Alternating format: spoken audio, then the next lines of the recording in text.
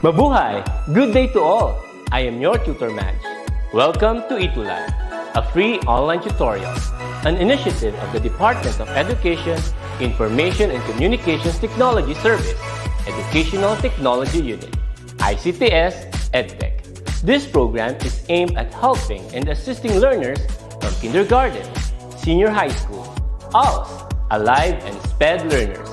Aside from answering the modules, the ETUlay is offering programs which you will surely look forward to. Together with our parents and teachers, the ETUlay will bridge the gaps where difficulty and ease meet in learning new knowledge and skills. So, let us prepare our modules, pen and paper.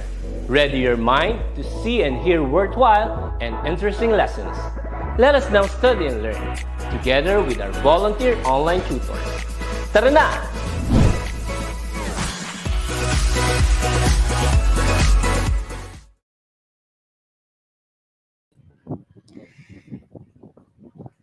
Be not afraid of growing slowly, but afraid only of standing still. Blessed Tuesday afternoon to all.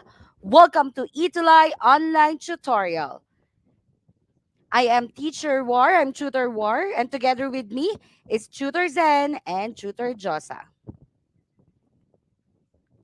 Welcome to our jointastic learners today for joining us in this afternoon session. Before we officially start our session today, let me just read some messages coming from our jointastic learners. Starting off with hello to Laika Robles. Good afternoon, watching from Ocampo National High School. Hi also to Eliza from Ocampo National High School as well. And so as with Simon Bernardo from Caloocan High School. Hello as well to Riza Baria. Mark Joseph Eusebio from Caloocan High School. John Lloyd Escoton.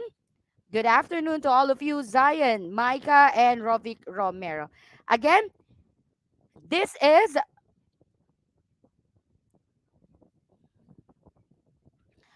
together with me, at Tutor Zion and Tutor Josa. Welcome to this campus journalism for beginners. Before we start this session, let's just have a recap of how's the week has been. So we are already done with week 1, week 2, week 3, week 4, and week 5. Congratulations to our fantastic learners, for we are now already reaching our week 6. So for today, our lesson is about crafting different kinds of leads. But before that, let us present to you our objectives for today. After the session, you, our journtastic learners, are expected to 1. Recognize the parts of the school paper through the images presented. 2. Define leads and its kinds and explain each kind of leads. So let's have a recap of what transpired last session. So probably you are asking, no, where is Tutor Zen? Probably Tutor Zen is just doing some important tasks in her school. So hi, let us give our wave to Tutor Zen, and also please let us pray for the fast recovery of Tutor Josa. Tutor Josa, we are praying for you and of your baby, of course. So please send us our number 1 number. Please type in into our chat box to send our well wishes to Teacher Josa, Tutor Josa, and of course our congratulations to Tutor Zen. Come on. Jointastic learners, let us not be afraid of showing our gratitude or our appreciation to our dear tutors today. Ayan, so thank you for being so good and so wonderful for today. Hello, Mary May Yanson from Bogo Senior National High School. I am. So let us now have a quick recap of what transpired to us last session. I've seen so much enthusiasm during the last week session. You are really participative. You are really into the discussion that we had last week. So let us see if you still remember what happened last week. Let us now start. So I have here set of pictures, and all you have to do is just to tell me which section of newspaper this or being referred to? So number one, just type in the chat box, write number one and your answer. So this one, the one which is highlighted in pink box, what do you think is this part? The clue is also it means title. What do you think this part of newspaper is all about? Or what is that part? What do we call this section, by the way? Okay, so let's see. Oh, I see already one answer. Let's see if others can still catch up. Okay, very good. Let's see if your answer is correct. And let's see who got it. The first one. The answer is headline. Congratulations. Thank you, Rena Vaniz. Oh, am I right? Rena Vaniz Pogado. Congratulations for getting the first one. How about with our second one? What do you think is the name of this section? The one which is inserted inside the pink box. And the clue is it is also called the slug line. What do you think? Number two, just type in number two. Hello, Mampia Padilla Tumagan, watching from SDO Santa Rosa. What do you think is the name of this section? Okay, I'm now seeing hello, Ma'am Majen, Marie Jen Pagya from Caloocan High School. Okay, so I've seen some students already are giving their answers. Index. Oh, what else? Header. Let's see. Index, header. Let's see. The correct answer is index. Congratulations. Clap, clap, clap. Let's now proceed to the third item. What do you call this part of a newspaper? Our clue, it is also called as our flag or logo. What do you mean or what do we call this part? Come on, number three now. We are now on number three. Thank you. Still, some are still answering for number two. Congratulations. Thank you for your participation. Okay, what do you think? I am now seeing answers. Okay, let's see if you got the correct answer. Okay, congratulations. This name or this part of the newspaper is called the nameplate. So this is basically where you can see the name of the newspaper and so as with their logo. Okay, thank you for your generous answer or responses for this number three question. Now let's now proceed to number four. What do we call this one? The clue is it is the biggest news of the day. What do you call this section or this part of a newspaper? It refers to the biggest news of the day. What's the clue? Oh, I forgot. I did not give any clue, but immediately give you the answer. The correct answer is banner. Okay, so but I guess some students have already got it correctly, like Rena Vaniv and Mary May Yonson. Congratulations. And now let's now proceed to number five. What do you think this called? The clue is it's the beginning. Four-letter word. What do you call this part or section of a newspaper? Four-letter word, and it is also called the beginning. Okay, what do you think is this one? Okay, I've seen one. Let's see if that is correct. Okay, I'm already seeing answers. Yes, let's see. And the correct answer is lead. Okay. So congratulations, jointastic learners, or just like what Jollibee has been doing, let's give ourselves a five claps. One, two, three, four, five. Jollibee. Jollibee bida. Ayan. So everybody is a bida in today's discussion. So let me see how many of you got the five correct answers. Kindly post in your scores into our chat box. Yes, Tutor Mel. Okay, thank you, Tutor Mel. It's the lead. Okay. Kindly post in the scores that you have gotten from our review activity today. Let me see. I hope that you have gotten the five correct answers. Okay? Okay, let's now move forward. Since we are talking about leads, no? These let us now have the discussion about the kinds of leads. So again, together with me is Tutor Zen and Tutor Josa. Wow, congratulations Desiree, Rovic, and Irene. Ayan. So let's now have a definition of what a lead is. Lead is an article's opening sentence or two. It tells the most important facts of the story in the straight news.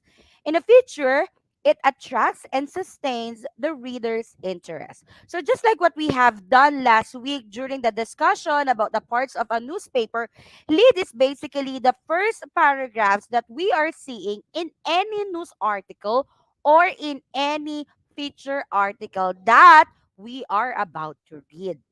Typically, these are the most, or this is the essential or the summary of what the students or what the readers are expecting to read in the news article or in a feature article that they are about to read. So for us to further understand what lead is all about, let us now proceed. So there are classifications of lead. The first one is what we call the summary lead, and the other one is what we call the novelty lead. So I guess you are now seeing the picture which between the feature and the news article will be using a summary lead and a novelty lead. But for us to further understand what would be the difference between the summary lead and novelty lead, I would like to hear from our journtastic learners. Kindly press number one if you are ready now to have the discussion today. Come on.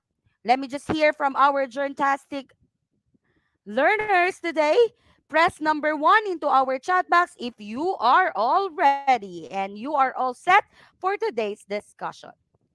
Press number one. Okay, thank you. Jesse Real. Thank you, James, Carl, Mark, Hershey, John, Sheila, May, Aliana. So I will not be reading all of your names, but I've seen number one. So it means that we are all set and ready. Let us now define what summary lead is all about. So it answers the 5WH and 5WH questions and 1H. This is usually used in writing as straight news. So as you can see, summary lead meaning we are working with a straight news. Again, in a lead you must have a summary lead. It must able to answer the 5WH questions. And what are these 5WH questions? We have the what, the where, the when, the where, and the why, and of course the who. Ayan. So, and of course, the H is would answer the question how. But sometimes, or most of the times, the how is presented on the succeeding paragraphs of your news article. Okay, but of course there are times that the how is being answered in a summary lead. Let us now proceed to the different kinds of a summary lead. The first one is what we call the what lead. So when we talk about what lead, it means that we are taking into the consideration the angle of what is the event all about. Okay? It is the most important angle of the news, which is the event. Okay? So what's the story all about? But when your English teachers or your Filipino teachers would ask you, what's the story all about? What do you think it is trying to tell us? So that's basically what we mean by the what lead. So you have to make sure you have answered the question what. Okay? Next kind of lead under the summary is what we call the who lead. Based on this one, it is now we are now focusing on the person or organization in the news, which is the more significant than the event. So when we talk about when we make lead or who lead paragraphs, the focus is on the person or on the organization, not much on the event. So the question is, who are the characters? It could be like that, diba? Who started the rally? Who is our speaker for today? What or who is the teacher for today? So basically it answers the question who. Okay? So I hope that you have gotten that one. Next one, the where lead. I know that you are well aware of this one. When we talk about the where lead, they are now talking about the location. So where the event took place is the more significant than other aspect of the story. So for example, the bombing happened in, knock on the wood, happened for instance in Luneta. So where the bombing happened? In Luneta. So Luneta must be the focus of this where lead. Okay? The election will happen in the Philippines on May 9. So where the election will happen? In the Philippines. So the focus of the lead must be the Philippines would be having will conduct their national election or presidential election coming or up this or on May 9. I hope I'm saying the correct date. May 9. Yeah. Okay, so we are now focusing on the place where, which is more important part of this lead. The next one is what we call the when lead. So at this point, we are talking about the time element. Okay, this is where you will see how important time is when it comes to a news article. There are some instances na medyo hindi ginagamit si lead, si when lead because uh there are instances na medyo napagpapalit sila ni where at saka ni when. But if you will be focused on a particular day or like for example a season or like what we have today, it's election time again in the Philippines. So that would becomes a when lead. Election time of the in the Philippines, blah blah blah blah. Okay, so you have to take note of that. Okay, I'm sorry for that. So this one is the angle that we would like to take a look. Sometimes napapansin namin when you use the when lead, no, minsan ano siya, mas nakikita siya na mas creative. Though nasa straight news pa rin tayo kasi nga medyo nahihirapan siyang pasukan ng other succeeding paragraphs to continue with the news. But then again, we are encouraging really everybody to use the when lead. The next one is the why lead. So this is now the fifth WH questions that we must consider when we make a summary kind of lead. So this one is used if the cause of the event is the most effective angle of the story. Okay, so what's the reason behind? Ano yung dahilan? Okay? So, ano yung dahilan kung bakit ka masaya? So, you have to write in there. Diba? Halimbawa, success makes one happy, so on and so forth. So, this is where you have to have the why lead. Again, when we talk about the summary lead, we are talking about the 5WH questions and the H when it comes to writing it. Okay? So, straight news tayo when it comes to summary lead. And of course, the last one is what we call the how lead. So basically, from the terminology or how is it being answered, no, if it is used if the process or the manner of the event happen is more important than the other angles.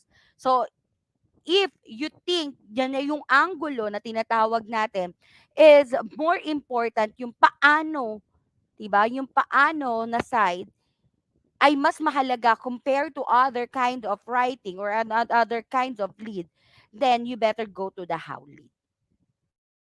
Okay? So, but of course, no, kapag naka-how lead ka, kailangan the rest of the WH questions must also still be presented on it. Again, leads are the summary of our news article. So without the lead, people will get confused, people would have be in chaos on which information that they need to grasp first. What kind of information they will be expecting as they proceed onto the reading article. So take a note, okay? So now at the next part, we shall now be moving to what na another classification of lead, which is the novelty lead. At this point, not like with the summary lead, wherein it is basically in a kind of straight news kind of article, a novelty lead is basically would love to attract the reader's attentions and arouse their curiosity and sustain their interest. It is usually used in a feature articles or feature news. Okay? So feature articles or feature news. So how is it become different from the summary lead? Because there are different kinds of novelty lead, like for example the narrative lead. It draws the reader into the story by allowing them to relate themselves to the character of the story. So basically it doesn't answer anymore the WH questions, but the beginning part of your feature article or of your feature news, it's typically allowing your readers to relate to what you are as a character. Okay? Or if you would want, as a writer, you would want your readers to be in touch with you as you write with your character in the story. Okay? So I hope that you are getting me with the narrative. Okay? The next one is what we call the descriptive. At this point, you are now making a picture of how this paragraph is trying to reach you as a reader. Parang nagke-create ka ng scenario. You are trying to see things beyond the words that you are reading. And that is what we call the descriptive lead. Sometimes, no, when we do feature writings, and if you do feature writings, I know that most of you are doing the descriptive kind of lead, wherein you will be describing the flowers that you are seeing. You are trying to tell us what does the grass is doing while the wind is blowing or howling. So basically, that's what we called by descriptive lead. You are trying to make a mental picture of what you are reading. I hope that you are getting me with this one. And the next one is what we call the quotation lead. Ayan. I know when you were in elementary, sometimes we are really bombarded with this kind of lead, no? So sometimes we just present the famous quotations from our well-known speaker or celebrity. Just like what we are doing at the start of this ETUlay, no? That we are sharing you some quotable quotation or inspirational quotation so that you could have at least a perspective of how the session will go. Okay, so basically, this is what we mean by quotation lead. Next one is what we call the question lead. Mom, I'm doing this all the time. Yes, especially when you were in the lower years. Remember, diba, when your teachers would be telling you, okay, I would love you to read a short or I would love you to write a short biography about yourself. Sometimes or most of you will just say, who am I? Or for instance, in my case, who is Princess? Oh, what are the things that princess likes to do? Oh, so those basically are question leads. So these are thought-provoking questions to capture readers' interest and lead them to find answers provided by the succeeding details. So based on the paragraphs, on the succeeding paragraphs, that's the question will be answered. Okay, so now you are now already thinking which is the I think is more or better. No, it's more applicable for me to use next time I write essay. So you have to know the different kinds of how are you going to entice your teacher to continue reading your work. Of course, no, syempre, sabi nga nila, no, the first, anong tawag doon, yung first impressions last. So sometimes the lead paragraphs are your first impression of how your work will be like. Okay. The next one is the teaser. When we talk about teaser, these are the short, crisp, and witty used to deceive readers in a jesting manner to arouse their curiosity and gently lead them to a story. So sometimes these are what we call the pakiliti. Okay, so I know that you know what teaser is all about, just like with some of the favorite movies that you are wishing to watch, no? Yung may mga commercial, yan, yung mga teasers na yan. So basically, they would give you a little tingling or para kang kikilitiin yung iyong imaginations or your mind. What will happen next? Sometimes it could be in a form of riddle, it could also be in the form of a short game, but most of the time talagang tinatry netong teaser na to twist, no, to help the readers think, no, trying to play with their creative, their critical and analytical thinking. So that's why it is very effective when you use teaser as your novelty lead. The next one is the punch lead, not that the punch that we know, but these are the short, striking, one sentence lead. Ayan. So if you can see some of, if you are really fond of reading yung mga Wattpads, no, yung minsan you are also into books, you will see some punch leads. Yung mga, today is a happy day, period. Ganun lang siya. Today is a happy day, but the title is a sad day. So that's already a punch lead. Kasi parang, it's kind of contradicting to one another. But why the lead is that, and why they think the title is that? They contradict. So that's yun magiging striking sa inyo. And that's where punch lead comes in. Okay? Ayan. So this one, another one is the one word lead. So basically, it uses a very significant word to capture or arouse the interest of the readers. Ayan. So sometimes I often do this one, especially when I'm submitting my work to my professors in my PhD classes, the one word lead. Like, for example, I just write it there, beautiful, period. Tapos the explanation or the story will comes after. Of course, that is basically from a combination of novelty and a combination of news and facts, and of course, feature writing. So parang nagiging feature news kasi yung mga sinasabit ko sa prof ko. So medyo may ganito. So I'm really more on the one word lead, and then of course the punch lead, so that my professor would continue read my work, and then hopefully they will give me one uno. I hope. Ayan. Then the other one is what we call the contrast lead. So, ma'am, almost pa same parehas din ba sila ng punch lead?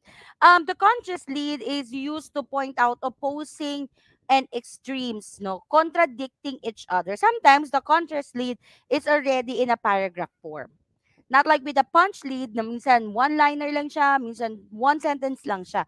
But with the contrast lead, the words inside the paragraph or on the sentence are already contrasting with each other. They are now having they are taking opposite directions.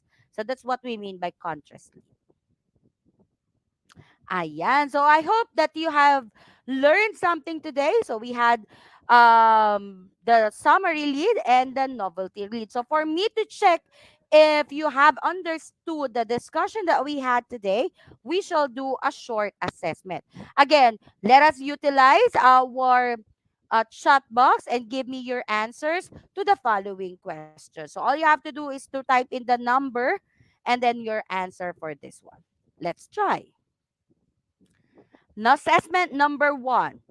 So this is the example. All you have to do is to give me the kind of lead you think is present in this lead.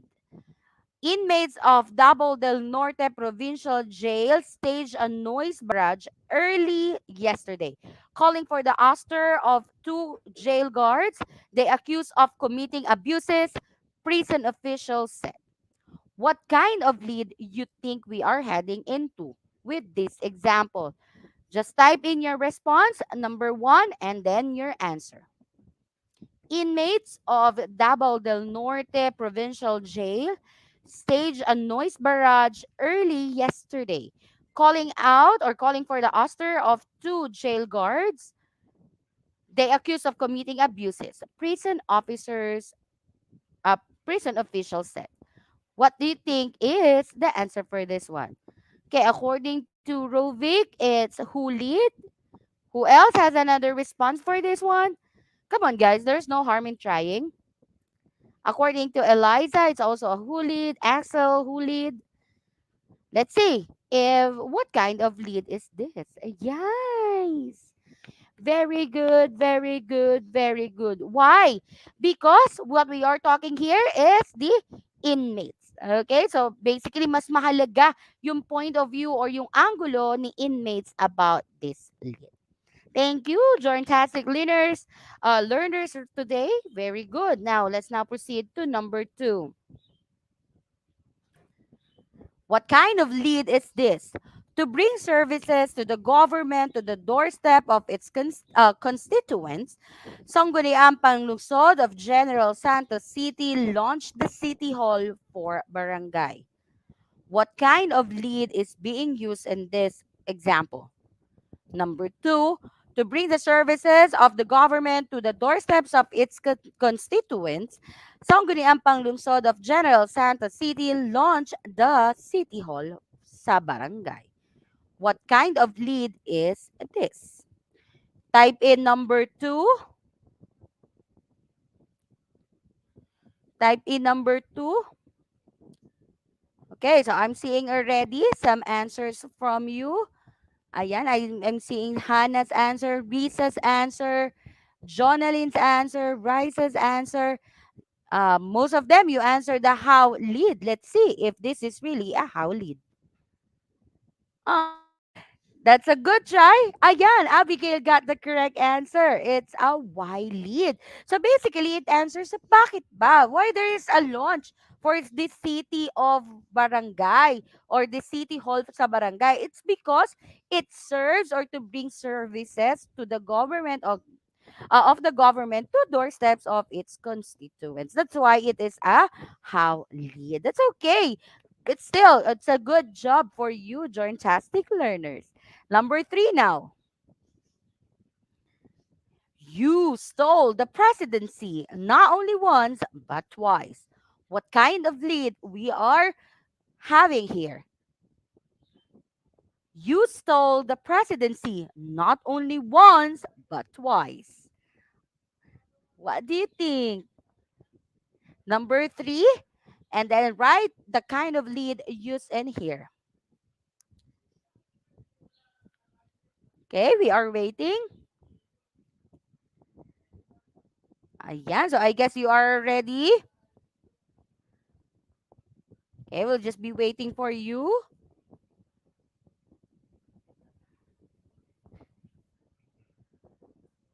Okay, you stole the presidency. It could be in the novelty, it could also be in the it could also be in a summary. So it's a combination either of the two. What do you think? Yan, so I'm seeing already answers. Okay, let's see. Okay, so let's see if who get or gotten the correct answer. Who got the correct answer? Ayan. This one is what we call the quotation lead. You already have a clue of using the quotation mark, meaning to say it is a direct speech from a person. So meaning to say we are working with a quotation. Okay, so that's what we call a quotation lead. Sorry if I forgot to mention to you the quotation marks a while ago regarding the quotation marks. Ayan. So thank you. Now, let's now proceed with number 4. 4 years ago, she fought for the installation of Gloria Macapagal Arroyo as President of the Philippines through EDSA 2 revolution. Today, former President Corazon Aquino is calling for GMA's resignation. What kind of lead we have in here? Again, 4 years ago, she fought for the installation of Gloria Macapagal Arroyo as the President of the Philippines through EDSA 2 revolution. Today, former President Corazon Aquino is calling for GMA's resignation. What kind of lead do we have in here? Number 4, and then your answer. Okay? Okay, I'm seeing now some answers. According to Abigail, we have the when lead. According to BJ, we also have the Wen, Jinky, Wen, Roselet, Tristan. Ayan. Let's see if this is indeed a Wen lead. Ayan. This one is a contrast lead. Why is it so? Kasi on the first sentence, 'di ba gusto niya na maging ipasok siya as the president. But on the last paragraph, former President Aquino is now calling for GMA's resignation. That's why this one is a contrasting lead. Okay, so but I hope no that you are really seeing, seeing the points how this one is being made or how one is different from another. So thank you mga mahal. Let's now proceed for number 5. Number 4 lang pala tayo. Ayan. So congratulations. I hope that you had enjoyed our discussion for today. But then again, no, ano pa tayo, konti pa yan. Pero we will now have our journtastic task for the week. So you have to still be with us and join us next week as we ask you to make this activity. The title of our activity today is Take Your Lead. So just a typographical error in here. Take your lead. So choose a kind of lead you would like to write. From the chosen kind of lead, you write your own lead from the topic of your preference. So you may choose a topic about, for example, about poverty. You may also choose a topic about the coming election. Rovik, yes, congratulations still. Rovik, Eliza, congratulations. Ayan. So what you have to do is just to choose the kind of lead that you would like. You also may use the novelty kind of lead if you are really into feature writings and not so much of the news kind of writer. But if you are a news writer, I ask you to do a summary lead and let us now work from a chosen topic of yours or a topic of your preference to make your own lead. And do not forget to paste or post your work in the website presented on this slide. So facebook.com/groups-/ETUlay. I hope that you had enjoyed our session for today. Our reference is from Campus Journalism in the New Generation from Jelly Elio Alcunio in 2011 edition. Please be with us as we progress with the next session next week. So please be with us pa rin mga mahal as we go on with this journey of journalism. Be ready and be updated with the new trends when it comes to e-teatro class. Again, this has been Tutor Princess or Tutor War. Together with me is Tutor Zen and Tutor Josa. Wishing and praying for everybody's safety. Mga anak, always remember to be happy and don't forget to smile. Always be a blessing to everyone. See you next session. I hope that you had enjoyed and had fun. I hope by next week we shall have Tutor Zena and Tutor Josa. God bless and see you next session.